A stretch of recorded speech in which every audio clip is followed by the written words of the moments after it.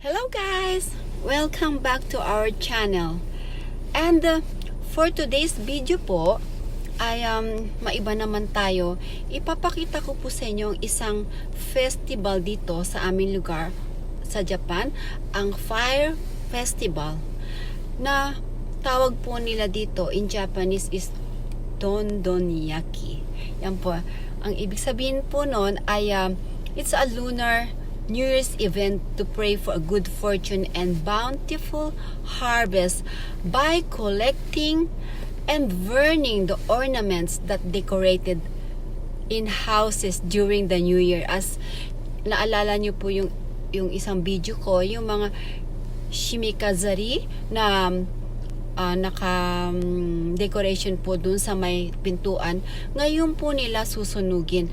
Ang bawat lugar po dito sa amin, iba-iba po ang araw ng pagsusunog. Pero dito po sa amin, ngayon po gaganapin ngayong gabi. At ipapakita ko lang po sa inyo kung paano nila i-decorate yung susunugin na mga ornaments dito sa aming lugar. Go na po tayo, aakyat po tayo doon sa taas, okay?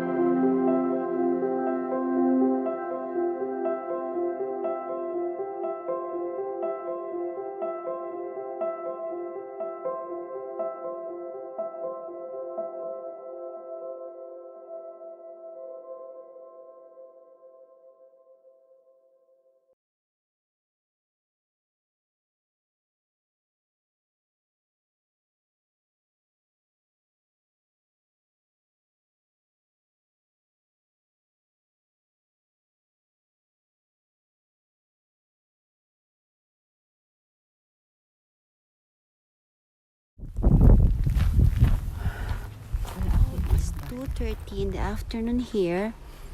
At yung pong Dondo Yaki ay mag-i-start po ng 6 o'clock hindi mamayang gabi. Kaya babalik na lang po tayo mamaya. Okay, maba na tayo. So, bumalik na po tayo ngayon dito sa pagsusunog po ng mga kaninang decoration, pero hindi pa po mag-uumpisa dahil 6 o'clock pa, pero much better na nandito na po tayo sa taas.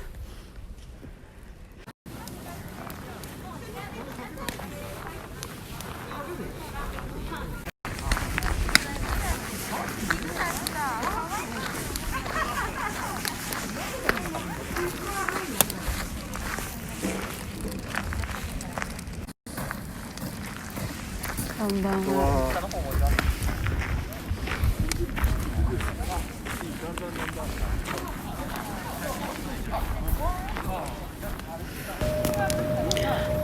And the Dondo Yaki bonfire night start.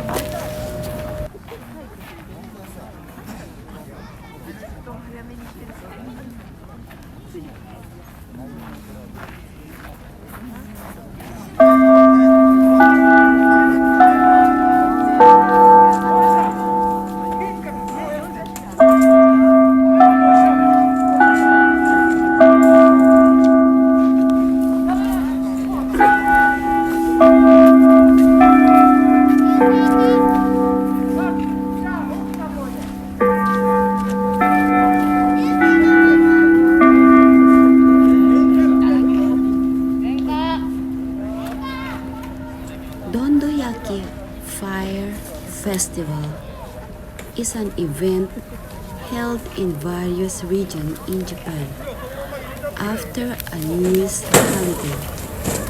A traditional event where everyone in the neighborhood gathers around a burning bonfire to wish for happiness in a new year. Costume like Goodluck, charm, and other lucky charms from last year are born in thanks for the good luck they brought in the past year.